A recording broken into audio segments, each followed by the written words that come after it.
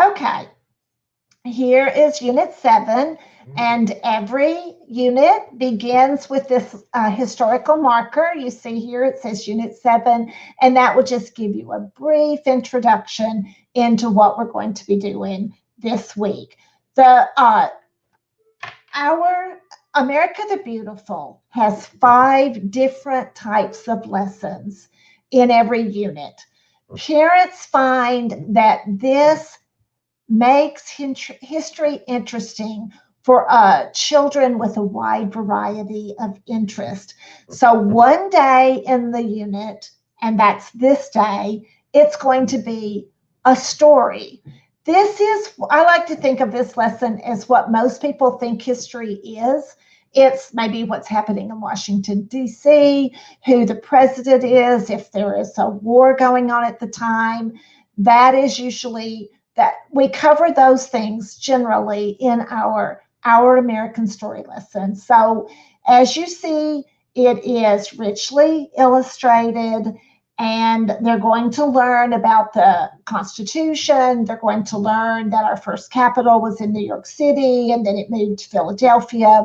They're going to learn about the plans for Washington, D.C.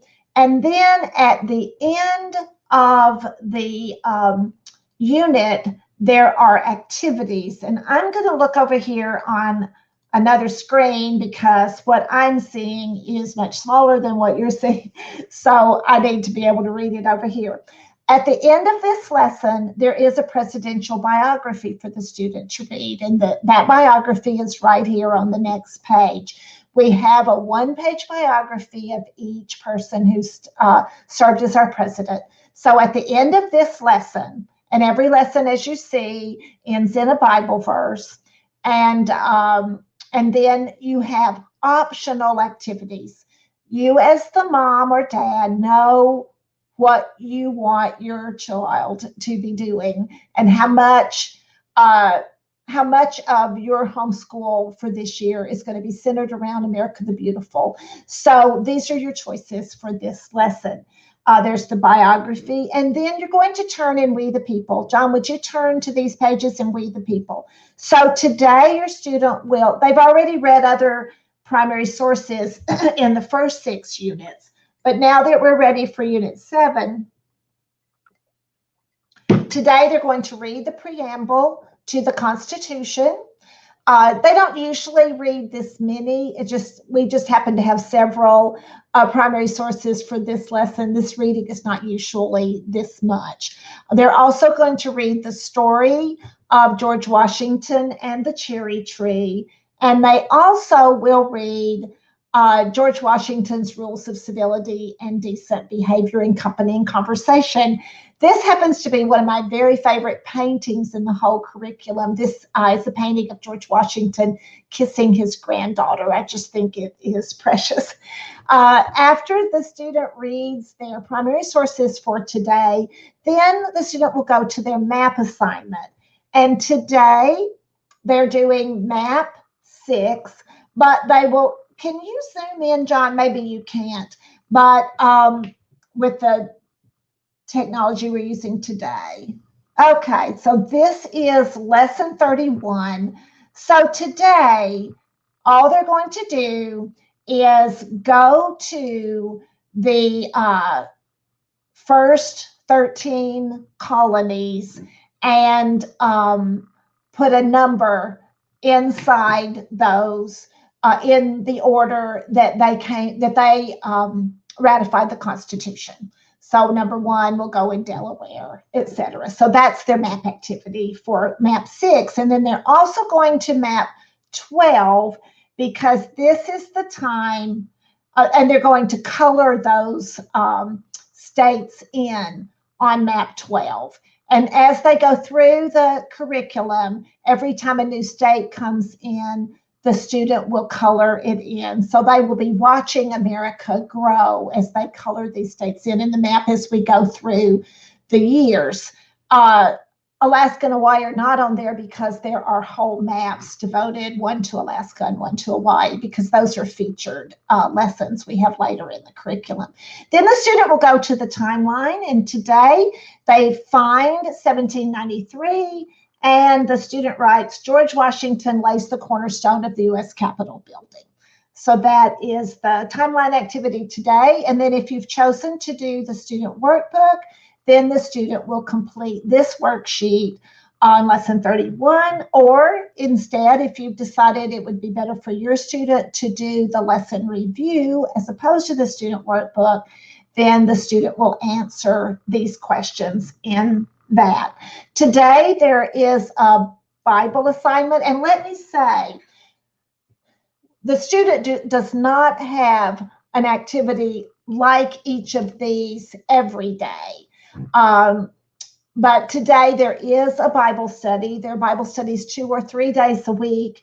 Today they're going to read Romans 13, 1 through 7, and copy one of their verses in a notebook. We do recommend in the introduction. It's always a good idea with Notgrass history to read the introduction. And once you've done that, then you know how to use the curriculum. You just follow what it says at the end of the lesson, and there's no need for a teacher's manual. So we do recommend that they have a notebook that they do their Bible study, their creative writing, their vocabulary, and things like that in. So today they're going to copy this verse in their notebook, and they have already started reading Amos Fortune, Free Man, and today they're ready to read the chapter, The Arrival of Jaffrey. Okay, so we have finished the first lesson, and the next lesson in this unit is a biography. Each week there's an American story, and there's a biography. Our biography today is Abigail Adams, wife and mother of presidents. So you read through this lesson, and at the end, you do exactly what we just did. Let me point out this. I love this one, my favorite images. Can you go back, John? One opening. Up at the top of this page on the left, there is a needlework portion of a needlework sampler. That is an actual sampler that Abigail Adams created while her husband was serving as vice president. The reason you only see part of it is because you wouldn't want your children to see the rest of it. Trust me. She embroidered a scene in the Bible that you probably wouldn't want your children to be looking at. I'm being too mysterious, but let me just say it's Adam and Eve, okay? And I didn't think you wanted me to put the whole sampler in there. But anyway, at the end of this lesson, let me just see how it is different from the one before. For one thing, you're going to read the biography of her husband, John Adams. In We the People, there's a letter that he wrote to her. For the timeline, the student will write, John Adams is the first president to live in the president's house. Again, there's a student workbook and a lesson review. There's a Bible assignment again today, and they read the next chapter in Amos Fortune. The next day, we do a landmark. Every unit in America the Beautiful has a story, a biography, and a man-made landmark. And this one is the city of Philadelphia. So they're going to learn about the city of Philadelphia. And this is a curriculum with a Christian worldview. And so because of that, I tell the story of America's first hospital in this lesson. America's first hospital was in Philadelphia. And the hospital seal had an image of the Good Samaritan and the words, take care of him and I will repay you. And the cornerstone of this hospital was Benjamin Franklin wrote the inscription on the cornerstone when they built this hospital. And it says, in the year of Christ, I'm not going to try to read those Roman numerals this fast. 1755. It talks about that it was piously founded for the relief of the sick and miserable. May the God of mercies bless this undertaking. So I include many, many references to the faith of people throughout American history. At the end of this lesson, as always, there are, let me say something about this. You see that blue box that says fast forward?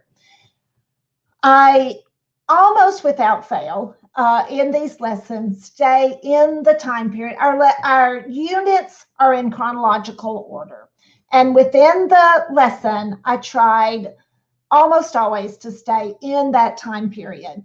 But sometimes you want to tell the student something that happened in this place later.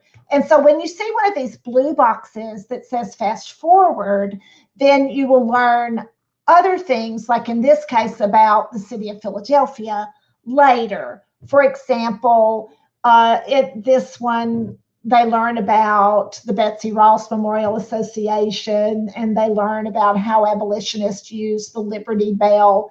So this is just an opportunity. Every once in a while, we will put in a fast forward, and the student will learn about something that happened in that place later. Okay, so at the end of this lesson, there is one piece to read in We the People. There's a map study, and this is a very, can you show map 3, John? This is the simplest map activity we do. Each of our landmark lessons are on our American Landmarks map. And so today, all they're going to do, John, can you read it? I just can't see it. It's just too small. The Declaration of Independence and the U.S. Constitution were written in Philadelphia, Pennsylvania. Circle the word Philadelphia with orange. So you see, this is very, very quick activity, but at the end of the year, the student will know all the landmarks that they covered in America the Beautiful. They will have found them on a map. Today, there's a vocabulary activity. 2 or 3 days a week, there's a vocabulary activity, and the vocabulary words are printed in bold and in blue in the lesson. And today, they're going to look up in a dictionary and write in their notebook the definitions of cobblestone, peel, publicly, architecture, and gallery. So that happens 2 or 3 times a week. Again, they're going to read a chapter in Amos Fortune, Free Man. Once a week, we have a hands-on family activity, and that you see here. There's our instructions to make a Liberty Bell mosaic. So that is our family activity for this unit. On the next day, we have a God's Wonder lesson. Every unit of America the Beautiful has a lesson devoted to some amazing creation of God in America. This one is the Appalachian Mountains. So the student is going to learn about the mountains. They're going to learn about the mountains from Maine to northern Georgia and Alabama. And we include photographs of the great diversity of plant and animal life in the Appalachian Mountains. But there's a reason to do these mountains, this unit. And that is that this is the time period of American history when great numbers of people began to cross the Appalachian Mountains to settle on the other side. And so that is the reason. We always have a reason that we do the landmark when we do, and when we do the God's Wonder when we do. So that's why we do the Appalachian Mountains today. And as you see, beautiful photographs of these places. Also, after the original 13 colonies ratified the Constitution and became the first 13 states, the next 3 states were Vermont, Kentucky, and Tennessee, all of which the Appalachian Mountains are in. And so in this lesson, we talk about Vermont and Kentucky and Tennessee becoming states. And then, as always, at the end, you have your activities today. There's a whole, they find the map. There is a God's Wonder map, just like the American Landmarks map, so that they locate where the Appalachian Mountains are in relation to the whole United States. Then there is also a map of the Appalachian Mountains where the student will do activities related to the Appalachian Mountains. So you see that here. There in the timeline today, the student writes Daniel Boone and others build the Wilderness Road. They do a student workbook or lesson review, a vocabulary activity, a Bible study. Today, there's a creative writing. And that is usually about 2 times a week. And today it is in your notebook, make a list of supplies you would need if you were hiking the Appalachian Trail. And again, there's one more chapter to read in Amos Fortune Free Man. And now we're at the last lesson of this unit, which is daily life. Every unit in America the Beautiful has a daily life lesson. So the daily life lesson today is related to the Appalachian Mountains, and it is long hunters, traders, and pioneers. So we will learn about, those people. And this is a special lesson to me, very personal lesson. This statue on the next page is my great-great-great-great-great-great-grandfather, who was a French-Canadian fur trader who was one of the first residents of Nashville, Tennessee. His statue is in Nashville, and so it was fun to talk for me to write about him, but he was at the right place at the right time. You'll see that there are lots of maps in America the Beautiful that we created ourselves. Here's a map of pioneer settlements. And then, if you'll turn to the next page, John, we are at the end of the unit. We have ended the lesson with the Bible verse, but we've also ended it talking about the faith of Daniel Boone. And so we have a quote from Daniel Boone about his relationship with God here at the end. Again, we have something to read in We the People, the timeline, the student workbook, lesson review, vocabulary, creative writing, and literature. Today, they finish the Amos Fortune Free Man. And so the student is reminded, if you want your student to do it, to answer the literature questions about Amos Fortune, which we tell them everything to do. So that's one unit of America the Beautiful. And they're all very, very similar in design.